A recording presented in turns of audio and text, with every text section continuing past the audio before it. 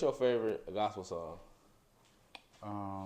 There's a leak In in this this soul. soul. That's on my playlist. Yeah, That's on my I like playlist. that song. Oh, and then there's this other song called "My Worship" by the Walls Group. Mm. You know that's grandma's favorite song. Hmm. There's a leak in this. So how are you doing today, sir? I am well. Today was a rough start, but Okay. you know, we Hmm. climbing on up. So I'm What what do good. you, what do you do with rough starts? What do I do with How rough do you start? handle those rough starts? I think a lot of people need to understand that, like dealing Well, with emotions and. what I have started to do is breathe. Like I would like literally close my eyes and be like, Mm. stuff like that. When I have the ability to, I just dance. Dancing to me is is therapeutic. Mm. So that. But if I'm having a rough start at work, I can't bust out in an egg count. So What is a count? you want me to? No, no, but And you know.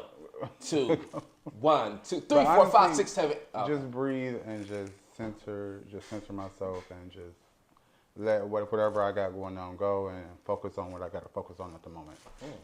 That's good. That's good. So your name is very powerful, Christian. Amen. Yes, it It's is. very very powerful, I believe. First question Am for I a people. Christian? No. No, so for people meeting you for the first time, how would you describe who Christian is beyond that label of Christian?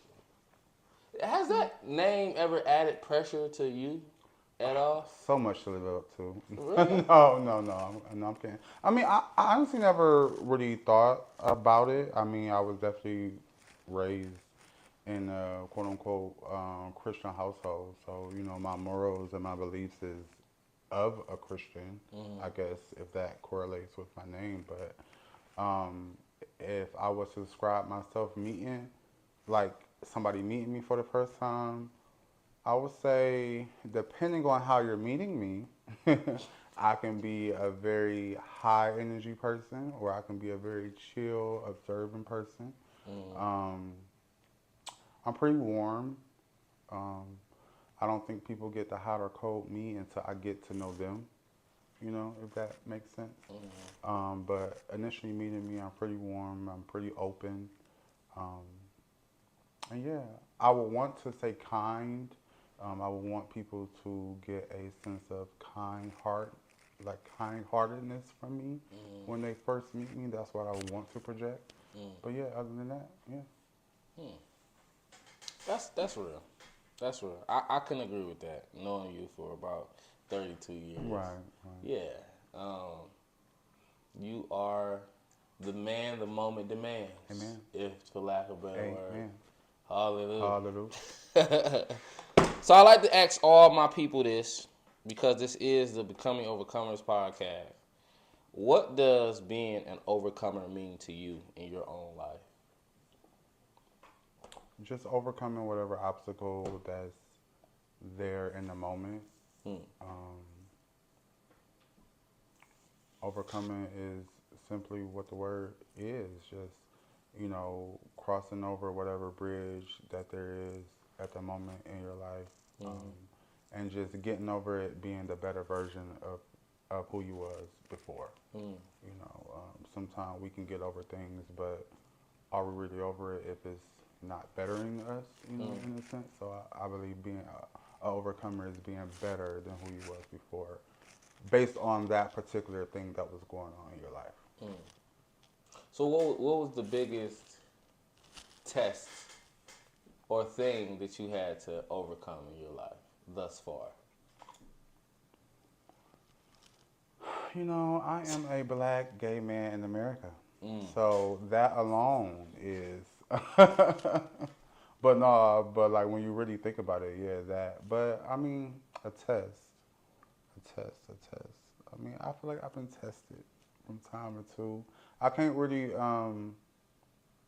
pinpoint a particular situation or you know, I tested feeling good about myself. I feel like within like the last few years, I really have grown into who I am. Like just being confident in me, confident in what I present.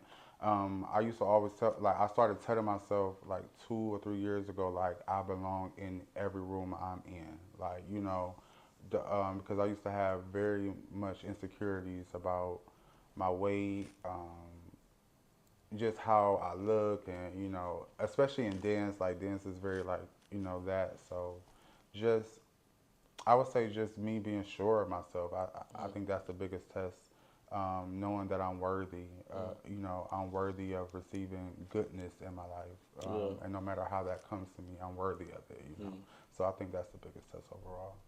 So you had trouble like how you looked, like your face. Yeah, For I real? mean, You ever thought you was ugly? Cause sometimes I like certain angles. I look at myself. I'm like, nigga, you ever? I feel like everybody. I'm not I gonna say do. yeah, in I a sense, but it was more so me because of my weight, and mm, then the people who I was around was very athletic. Me seeing athletic build bodies and things like that, and I wasn't all that like that body type. So I mm, think that was that. But like me, ugly. I was always told I was handsome, so I had no room to think I was ugly. mm. And I didn't like when I look like I ain't gonna lie. When I look at myself in the mirror, I'm like, you handsome. I But my body, have always been. I think it took me to be an adult to really feel like I was handsome. Yeah, yeah. Why did you agree? I mean, some people have to grow into their Oh, looks. I thought it was like No, you were. no, no. Uh, Some people just have to grow into their looks for sure. That's the oh, so I thing. had to grow into my I'm looks. not saying that's you. I'm saying some people, so I can get where you can feel that way. I thought this was a very consoling moment. No. I didn't know you was about to agree. Oh, yeah, well. Oh, well, hey, like what? No, but for real though. Oh, forget you. Shoot. Anyways. I'm not saying it was you. So you are a man of many layers, Chris. You a big brother. You a son. You're a professional dancer. You're inspiring. We can get to that. You're enlightening to me because we have a personal relationship. People don't know you're my big brother. You're my only big brother, blood. So life as a professional dancer. Tell us about that. Like when did like? Cause I remember this quick story. I'm sorry, I won't let you answer quick, but I remember I think honestly, bro, it's coming to me right now. I'm not just saying this, and I never said this. I think that when you remember you used to praise dance, I think that was I remember how impactful your praise dances Yes. was Oh my back in the day, God. Yes. and I was young. Like I was real young. I truly believe that was the first time I really encountered the Holy Spirit because of the energy in the room when you praise dance. Just like to throw that out there. I received that. Thank For you. sure, like for That real is though. good. And I feel like that's what I shouldn't say every dancer, but that's what, when I do praise dance, I want to happen. I want myself to go, and I want God to be seen through me, however that may be seen to the public. But I don't live my life as a professional dancer. Like, I'm not on tour, and things like that. Like, I would consider myself like a freelance dancer right now. I don't, I'm not with a specific company. I pick up gigs where I can. I will audition for this or audition for that, but I don't necessarily live my life as a professional dancer because that would be I'm getting paid to do that. Right. That would be I would love to be on tour dancing the world, but that's just not how my cards is dealt right now. So yeah, but praise dancing was the first genre of so it's technically called liturgical dancing. It's what? Liturgical. Liturgical. Okay. That's like the technical term for praise dancing. I never knew that. Yeah.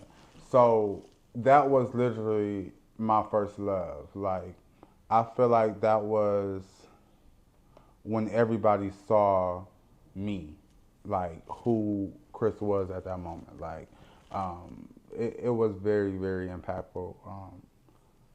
I danced at so many churches around Cleveland. Um, got introduced to so many people through that.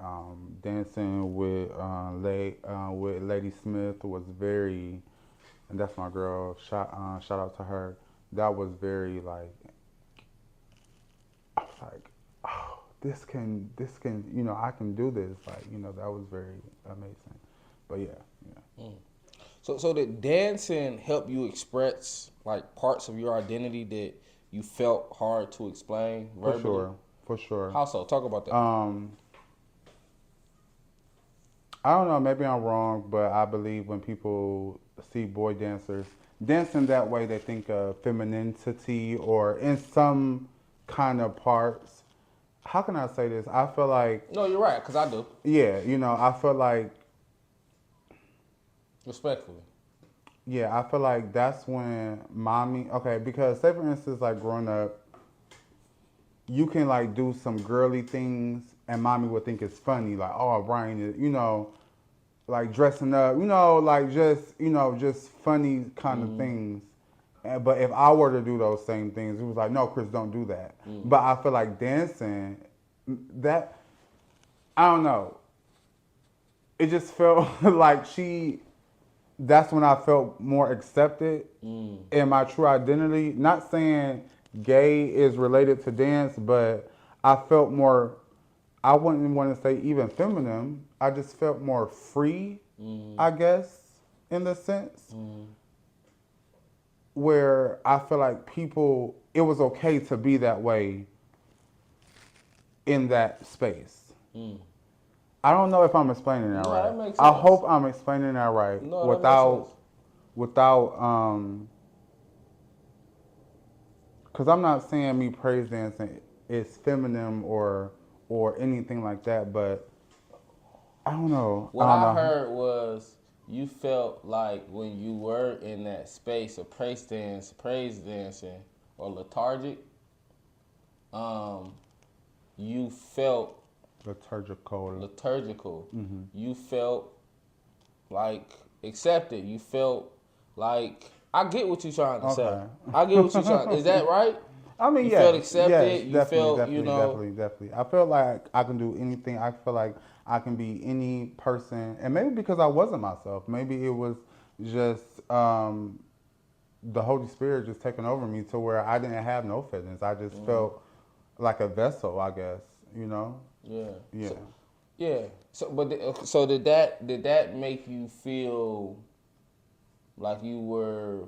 But being in rehearsals, seeing guys that were feminine like me, things like that. Yes, I felt more alive in those spaces because I saw more of my reflection and not just like, people, but I saw more softer guys, more soft spoken guys, more fluid, the way I was in my everyday life, Yeah.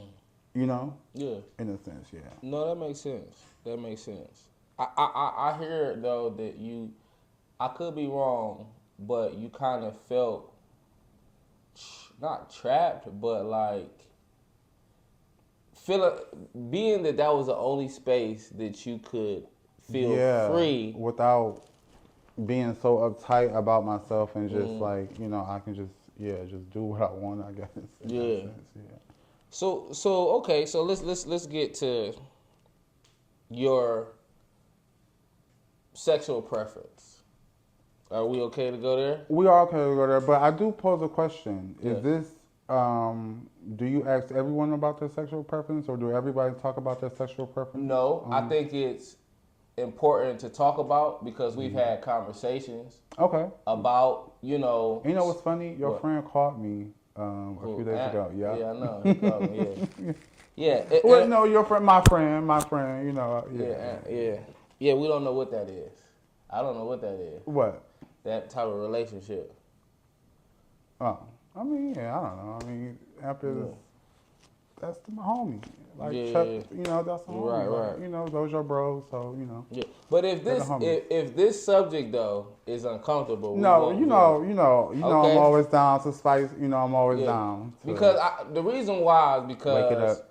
you my brother, and I feel like a lot of your life, you're misunderstood. You know what I'm saying? Even when we was the other day, there's a lot of misunderstanding. So I would like to understand. We can dive into that. And this is just my perception. So this isn't the end all be all. This is just the way So Yeah. yeah. So I have a funny story first. Okay. So I remember we were walking home from school, and What happened? Oh Lord Jesus.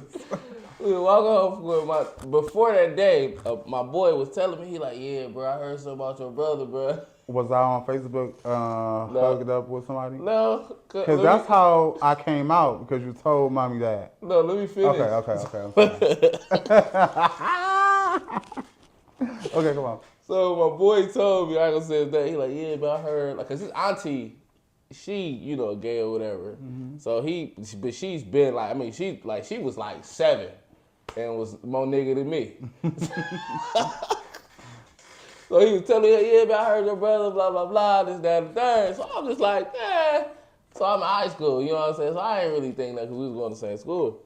So we walk home. You remember we had to walk home from school. We didn't always walk home from school though, because you had after school activities and stuff like that. But this was one particular day, and I asked you, I'm like, man, bro, you gay?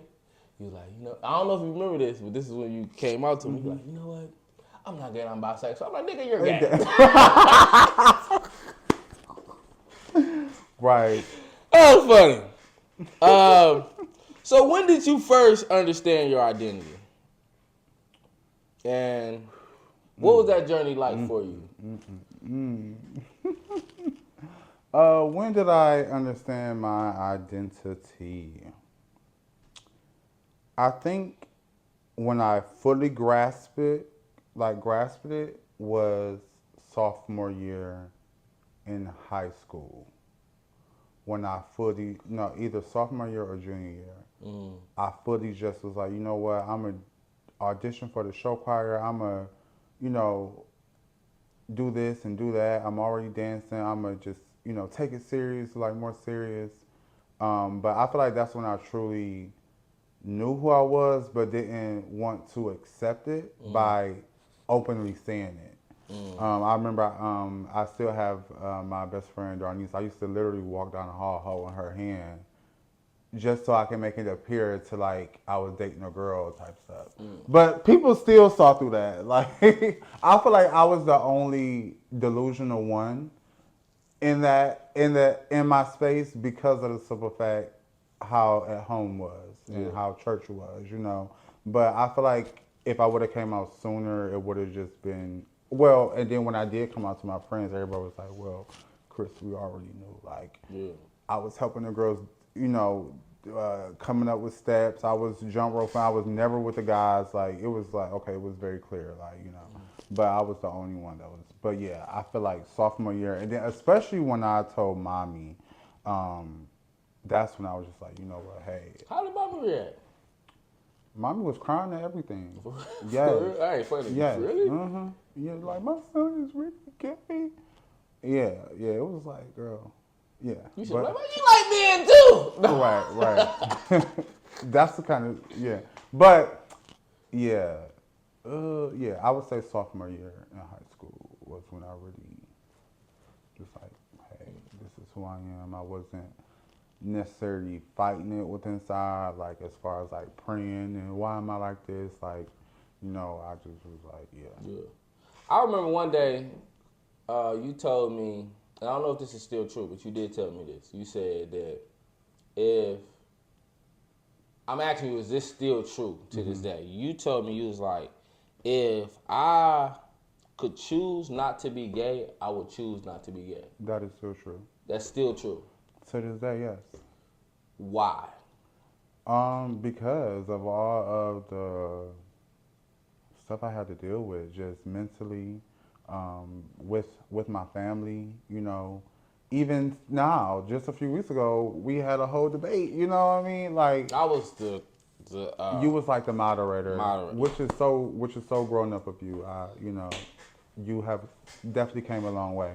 But yeah, I mean, and then like I believe like that we were talking even more, and then I was like, I wouldn't even want my kids to be gay because of the simple fact like we just go through unnecessary stuff, like you know, just with dealing with who we like. We just simply want to be ourselves, not harming anybody, not you know causing any distress.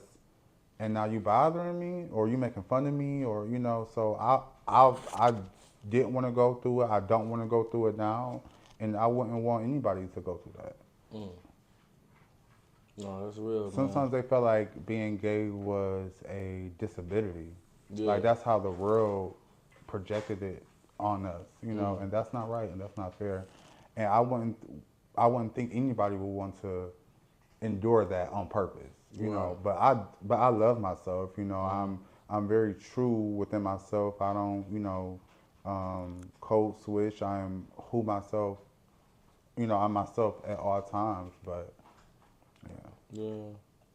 And I think too, even off that conversation that we had, and we ain't gonna say with who, but the conversation we had, I feel like, you know, this is my opinion. Just because I don't agree with a certain lifestyle, I still feel like it's okay to, hey, that's what you do. Same thing with like you know what I'm saying? You're not like, just like, I mean, okay, so I'm gonna ask you this. Do you agree with people being straight? Like how is, or is it people out there that disagree with people being straight, like gay? Exactly. I'm asking. I don't know. I just. Have you No. ever met somebody? That, No. Oh, okay. See for me, I just one of my managers. It's and, not.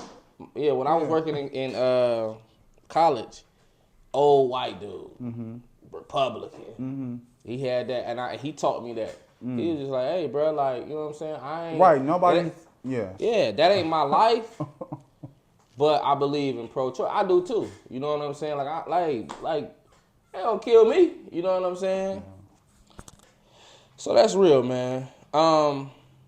So one thing that I was thinking about your father. What is the relationship with your father? There is no relationship. There is no relationship. So what is how do you feel about that? Where are you at with that? I have no feelings about that. None. None. Have you ever had any feelings about Most it? definitely. What were those feelings? I believe like 2 years ago, I called mommy crying. For real? Yeah. What were my feelings? Oh my God, I blocked that out. I wouldn't even know my feelings. The opportunity did present itself, I guess. To meet your dad? Yeah, because Uncle Will, he gave me his number. I just never reached out to him. I just think, you know, I'm good where I am without him in these years of my life. And what's the purpose of opening up that door? I don't feel like it's going to change anything. But I may be wrong. You know, there was a time where I was like, okay, I definitely have to reach out to my father because I was seeing so many things related to father and son relationships. Like so many, like I was watching, like every show had something going on. I'm like, okay, is this a sign? But clearly I just ignored it. And then, but I definitely believe that gave me daddy issues, quote unquote. Like everybody, every male figure who I had in my life, I always tried to defy. You know, it was like, you don't, like what? Like, you know, and I feel like that comes from that. And the only father figure that I didn't do that with was with my chosen father. I'm not going to say his name because that's not my chosen father anymore. But yeah, during that time, you know, I was like, that's my dad. And Minister Chapman. Those two people were the only people, but definitely still Minister Chapman now. Like I consider him my father, you know. And I don't know what it is about Minister Chapman to make me, and do we still call him Minister Chapman? But I call him Pops though too. I can't stand that he introduced himself as Men's I Chapman. can't stand. He introduced himself as Men's. He like, I want y'all to call me Men's Chapman. Yes. Like I can't. Like now it's just like I feel weird. The only time I call him Pops is if I'm texting, and that's rare. You know, saying that out loud, it do feel kind of weird at times because I'm so used to calling him. But That's his fault. in a way, but I force myself to call him Pops though, because that's honestly the only kind of male figure, not kind of, but that's the only male figure that I had in my life to where I completely submitted that dominance over me as far as you're as my father, you know. But yeah, and then when I saw a picture of my real dad, and this is just my truth, and I don't know if he may see this or not. We may put a picture up. No, I just, y'all looking like, bro, that's crazy. No, we don't. What? No. Yes, I y'all did not do. like the picture that, well, maybe you saw a different picture, but when I saw a picture of him with a beer can in his hand, and he just did not look, he did not look like, I was like, oh, no. he in his hand. I'm like, I do not want to like this when I get older. And then that is so sad to say because that's my father, but it's the truth. Like, it's just the truth. Like, I did not like the picture that Uncle Will sent. That was not a good picture to me, which was also a turnoff. We So from which is down the way, also- baby. What you expect? What Yeah. do you expect? Yeah, no. But yeah. So, okay, but like, But so many people is going to say, you know, you should definitely have that relationship with your father. You know, for medical reasons, you should definitely know your family. You know, definitely that. But I just don't want to have to go through that. I'm good. but I believe though, man, one of the most important, and I'm not saying like, one of the most, okay, I'm just going to say it. Yeah. One of the most important relationships is between a father and their child. And that's because you had a father that wanted to get to know you, that didn't, because I believe everybody have a choice, right? Just like I have a choice if I wanted to dial that number right now and call it, right? He had a choice to reach out to me. Mommy's side of the family is very close to my father, to the point where every time we around, they're asking me like, "Hey, have you talked to you?" Or your dad said something, you know. So you had a choice to reach out to get to know me. You did not, and you're still not making that choice. Because just like Uncle Will have my number, you can ask Uncle Will or Uncle Reggie or anybody, you know, what's Chris' number? They have my number. So, and like that's another thing. Like it's just a choice. I'm choosing not to do that because I just don't want to. I am okay with where I'm at right now.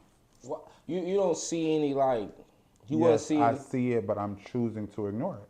no, I'm saying, what I was asking was like, you don't think that there's any value in doing Definitely. Well, in getting to know your father, that? yeah, for sure there's value in that. And yes, I am purposely missing out on that. But I believe that you also think like that because, again, you had a father that wanted to be in your life at some point in time to where he made that decision on not stopping until he get that relationship with you, right? No, it was me. Well, It right. was me who Okay. reached out in college. I reached out to him, and because I was mad at him because he didn't come to my high school graduation. I called him, I blew down on him because there's a lot of things that my dad missed out on. And I called him. I had this sociology class. I'll never forget. It was called The Family. And I hit him up, and I was just like, "Hey, I forgive you for everything." The course allowed me to understand the like dynamics of just family, and it helped me understand too that my dad didn't know how to be a father.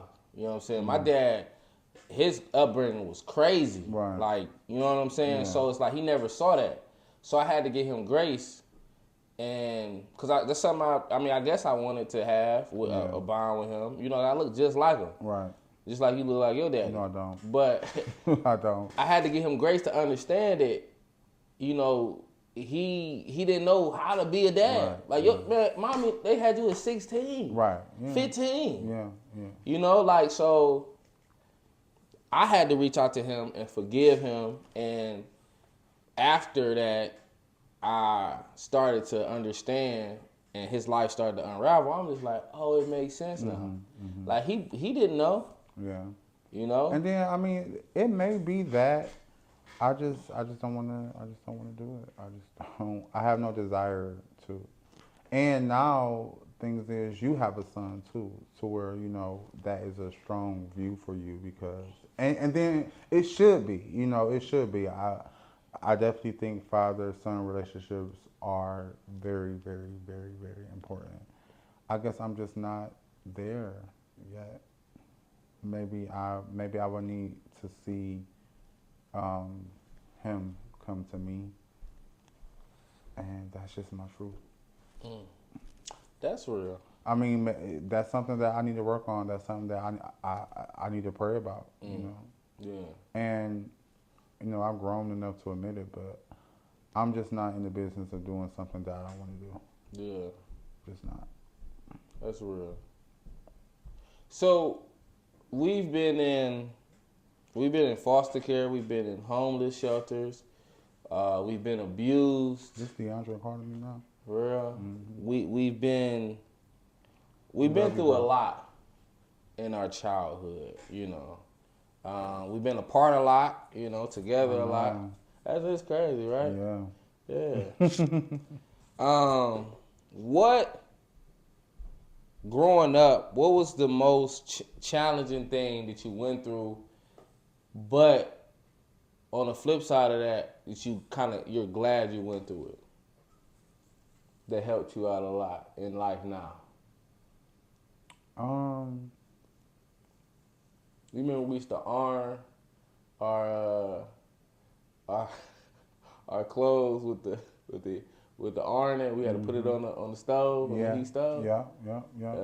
I mean, I just feel like all that little stuff, it built character in a way. You know what I mean? It made me appreciate things now. Like, I feel like that whole foster care, not being stable, that's the biggest thing for me right now is stability. And I feel like us going through not necessarily being stable. Do you remember what was that shelter called? Heaven? Oh, wait, so what was it called on the west side? West Haven. West Haven. I love homeless that shelter. Yeah. It was nice in there. I mean, nice. They had some good food. Yeah, you know, like you could tell, like that was a place where the community really put into. It was a good facility. Because that was like a good facility. But like stuff like that build my character and make me who I am. Like, you know, just how I look at things and how I value stability. Like if I'm not stable, like if for real. if my rent not paid and you know it's like, oh my God, like that's when I'm the most frantic because I need to know where I'm gonna lay my head at because there was moments of time where I did not know where I was gonna lay my head at. You know what I mean? Like honestly, there really was. So I think that's the biggest thing. Now that I think about it, because every time like things is like shaky at home, like you know, light bill. I just got a light bill notice, or like something like that. That just scares me. You know, so I think stability is the most thing that I have had to go through that kind of shaped me. Yeah. Yeah, for sure. I'm the same way. Like that's why I think I like being at home so much because of being in so many different, like you know, part of the reason. But being unstable. But I remember when we was staying at Nana House on 87th and Quincy, and I remember before we went to foster care. Love Nana. Right, R.P. Nana. I remember the foster lady. I remember a tall white lady with blonde hair. She had a black trench coat. I don't know if you remember this, but I do. She came in and she was talking to mommy, and they had gotten an argument. And all I remember the lady saying was like, "Oh, they're leaving." Yeah. Do you remember that? No. Yes, I remember that. So a couple weeks later, we went down to Messabon, me, you, and Brianna. and we got put in the car. I And remember going to Messenbaum. yeah, do you remember leaving like the like when we got in the car with our foster parents and I was crying. I was like, ah, you don't remember that? Do you remember that? No, but I do remember I can visualize Messenbaum. I Yeah. can visualize that, but I don't remember coming or going, but I can remember, like, I see that picture. Yeah, I remember that. I remember that. I think some stuff I purposely just blocked out my mind, Yeah. honestly. Yeah, I remember that. That was a pretty. Because I don't think about my father until somebody mentioned him. You know what I mean? Yeah. Yeah, I remember that, man. What do you remember about foster care? Me just wanting to be with mommy. Me just wanting to be around mommy. Not always being treated fairly. I believe y'all got treated more fairly than I have. Honestly, Brianna, you and Brianna, I feel like y'all was treated way much more better. Even from our family, honestly, no shade. Like, even from, just, I remember y'all going on trips and me having to stay. Like, I remember just stuff like that. Like, I just always felt unwanted. Even though I was there, I just always felt unwanted. Do you still feel that way? No. Okay. How is that? How have you ever had to deal with that though? Have you ever had to battle that as an adult? That unwanted feeling when when you were Yeah, younger? that's why I tell myself I belong in every room that I'm in. So that's where that comes from. Yeah, yeah, definitely. Like, for sure. Yeah. Yes. Yeah. So you would say this self-talk. Yeah. Oh my God. Oh yes. I talk to myself. I was talking to myself on my way here. Yeah. Like, but honestly, I feel like that's a form of prayer too. Because for me personally, like for me, like that's how I pray. I talk to God. Like so, it's like sometimes I do be talking to myself like Chris, get it together. But I'm talking out loud. I'm talking to God. Like that's how I pray. But yeah. So I would say you're a good big brother. I would would say want to that, be. and I appreciate you. You know, I think you've taught me a lot about myself. You're always there. You're very understanding and loving. I feel like I have to be because I want people to understand me. I feel like I have to Unpack that. Open up the package and give it to me. I can't. I don't. That's so annoying. I don't understand that. What do you mean? Why do you have to be? Because I feel like such in my life I was not understood to where I don't want nobody to not feel understood because I know how that feels. So when people talk, I literally listen to what they're saying first, like, because I want them to understand. Even though I may not agree with what you're saying, but I do understand where you're coming from and your feelings is valid. For so many of my life, from my family, and I feel like now I'm so wealthy, and not wealthy in the sense of money, but wealthy in the sense of love, because I'm truly, y'all are getting who I truly am. I feel like growing up, I was never able to be who I truly was to fully be understood. But now I feel like I articulate my feelings. That's why I feel like I'm very emotional, because I articulate my feelings to understand me and to understand that I'm not coming with intent. I'm just feeling, So yeah. There was a time where I think it happened, and it was I had to be in high school. It was when we was living in Euclid, and That's when we battled the most. Yeah, and I'm about to get there. Yeah. So I think at that moment in time, I didn't feel like I subconsciously I didn't know you were my big brother. Until one day we got in an argument and you kicked me down the stairs. Can you unpack that? No, I cannot unpack Okay. that. You always want to talk about that. Yes, I did kick you down the flight of stairs because you were trying me a little bit too hard that day. I got up like, oh, this a real nigga right here. You were trying me a little bit too hard that day, and I had to let you know, like. I like, nigga, all that volleyball and that dance and the baby. That was crazy. That was crazy. But there's other times where I think that I showed up as a quote-unquote big brother. That day when me and you were arguing so bad to where Brianna just bust out the door. And I mean, I had to show up. I don't know what you were doing. I just had to show up and consult her and be like, it's okay. And then I feel like that's why Brianna, when there's like crazy stuff going on, Brianna will come to me. Like I remember like that one day where that crazy accident happened with her friend.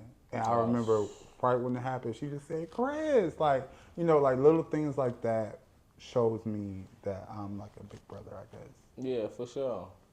Absolutely. I feel like when drastic things going on, I have a calmness to where I can look at the situation, panic in my head but not show it, and then just take control of the situation first. Yeah. And then behind closed doors, oh my God, and I feel like I get that from mommy.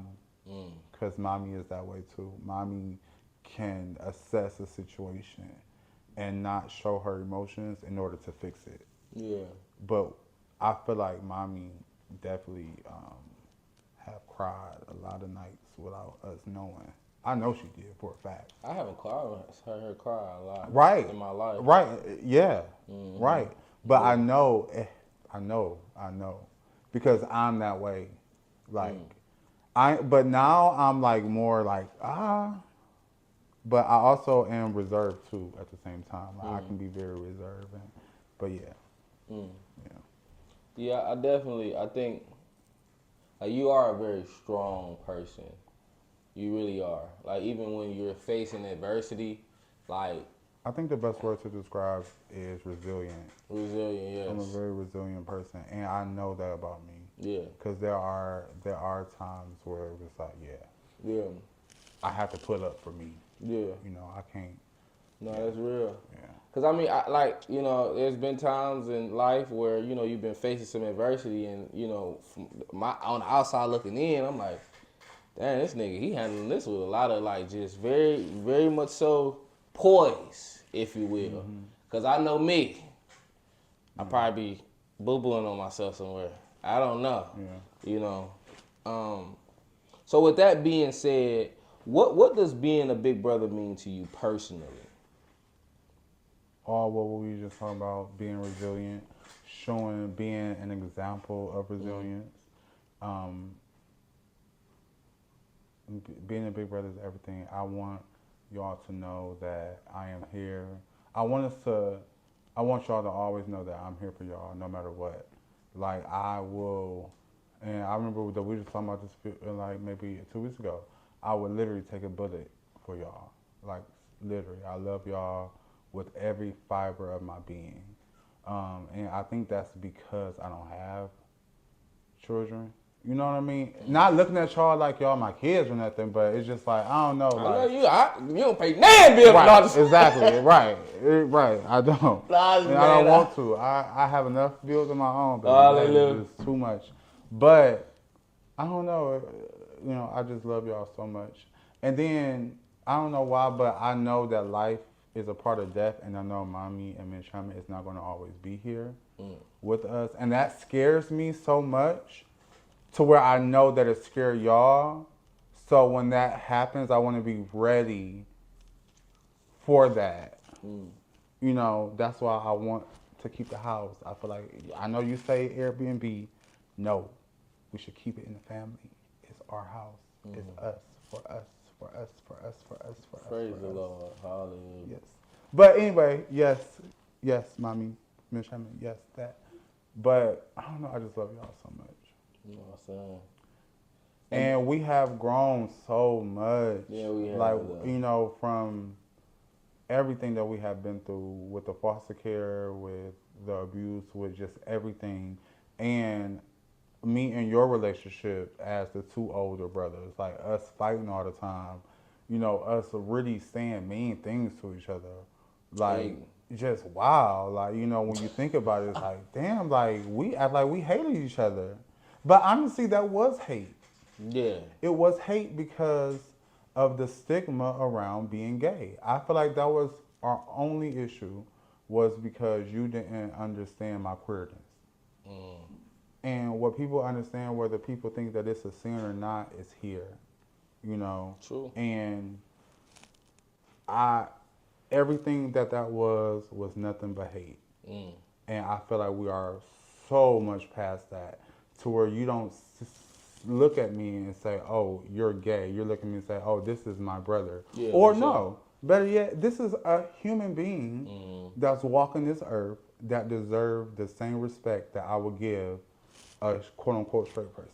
I am no different than anybody else that you see. You know what I mean? With like visually wise, or you know. So I think once we got over that, and honestly, I believe that gay people are so resilient because even still doing all that, we still love. During all that hatred moment, I would have went to bat for you, you know? And sometimes I always did not feel like that in return, you know? So that says a lot too. But yeah. No, you right. Gay people, it's it. I saw some trannies fight. I'm like, oh, that nigga's a real. I mean, not nigga, but you know what I'm. Please. That's a real nigga. What? Yeah. Please. Don't do that. No, it's real. You know, yeah, man. It's a very, yeah, it's yeah. I personally feel like though that you standing on your identity helped me a lot in different ways, you know. Because I have a friend, right, that, you know, after you came out or whatever the case may be, you know, we can move past this, but after you came out, you told me, and, you know, after a while, I'm like, this my bro, like, you know what I'm saying? Like, I accept him, like, you know. And seeing certain things that you went through helped me gain more compassion for, you know, the community. You know what I'm saying? Not the community, but for you. Yeah. You know, and I had a friend that I met through my best friend, was his cousin, you know what I'm saying, in college. And like the old, like, you know, the relationships kind of changed with my best friend, and my boy, his cousin, was still a part of our circle, and he came out. You know what I'm saying?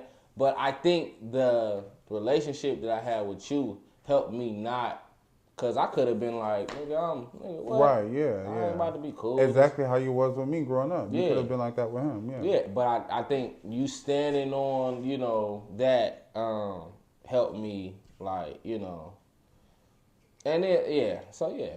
And I'm. I honestly think it helped a few of your friends too, especially for your friends to literally call me and still call me to this day and ask me about stuff like that. Yeah. I like that though, you know. No, that's real. There's some real ones, man. Yeah, for sure. There's some real ones. So I would say let me just, we're gonna close with this because we've been talking for a little while. What do you want people to understand about you after hearing your story? We're gonna close with this, but I got something else. What I want people, I mean, to know that I'm a very intentional person, and my relationships with people are intentional, and I never lead with bad intentions. I just want people to know that I feel like when people say that they're a good person, okay, you're telling me you're a good person, but show me you're a good person. And I just want to continue to show people that I'm authentic, that that I am who I say I am, that I walk in my truth, that I'm a kind person, I'm a loving person. And I just want to give good to get good. You know, I feel like you get what you give. So that's, And how do you want your story to help someone else heal or feel less alone? Just to know that you are worthy to walk into every room that you want to walk into. Always know your worth. Always believe in yourself no matter what. And just be true to who you are, true to your self-worth, and just live in your truth. And I feel like once you live in your truth, the world will be a better place around you, because the people that's around you want to be around you for you, you know? So definitely always live in your truth and be who you are. And that may sound so cliche, but it's the truth. It's the truth. Because again, once you live in your truth, that bubble around you is going to be people that only wants to be around who you really are. Yeah. So yeah, for sure. And I will add to that. Like I can't deny it. I really feel that you standing on who you are helped our relationship. Yeah. You know what I'm saying? Evolve. You know what I'm Yeah. saying? Like it wasn't no. It just wasn't no back and forth. It was just, I am who I am. It's like, nigga, what you Either gonna you're do? gonna accept me or not. Yeah. And remember when we was all talking, and then it was, I don't know if you said this or I said this, or it was like posed as a question, like, what would you do? Because I think we were talking about like transitioning or something like that. But basically, if you don't accept me for who I am, then we wouldn't have a relationship. How can we have a relationship when you don't love me? You don't love me and who I present myself to be. And I kept on mentioning unconditional love. I feel like that's unconditional love, accepting and loving who somebody presents themselves to be. That's not harming who they're around. I'm just simply being me, my authentic self. And if you can't accept that, then you should not be around me.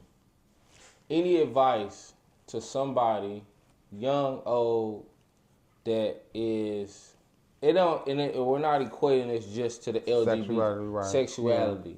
just in general. Because I think I struggled. I'm posing a question, but last week was the first time I've ever, well, I won't say ever, but in years, probably over like 10 years, where I was able to look in the mirror and not have an anxiety attack. I don't know what that is. Good. That's crazy. Like, I literally used to look in the mirror and have an anxiety attack and be tripping. Like, you remember how my anxiety attacks used to be? Yeah. So what would you say to somebody that's not living in their truth or who they are? Like, what's some advice you would give that person right now? It's going to get better when you live in your truth. It's going to get better. It have no room not to get better. Even when you decide to live in your truth and things may go wrong, that's just weeding out what don't need to be there, right? And just know it will get better once you truly know who you are, accept who you are, and if you're not coming from a bad place, then what's the worst that can happen? If you're not a horrible person or trying to hurt people, if you hurting people living in your truth, then something is wrong. Or like physically harming them. But definitely just live in your truth and just be who you are, and then the right people will come around. That's good. That's real. Well, Christian, thank you so much for this conversation. I've been enlightened, man. I'm so proud of you. Well, thank you so much. I am. I'm very proud of you. Thank you for asking me to come on here and keep doing your thing. Yeah, I think this conversation was needed for other people, for us. You know what I'm saying? I think these hard conversations, these questions that people want to know, or whatever the case, they need to be asked. You know what I'm saying? Understood, because a lot of stuff be just misunderstanding. Yes, for real. Yes. Like a lot, like that whole little situation that we had the other day was a misunderstanding. Yeah.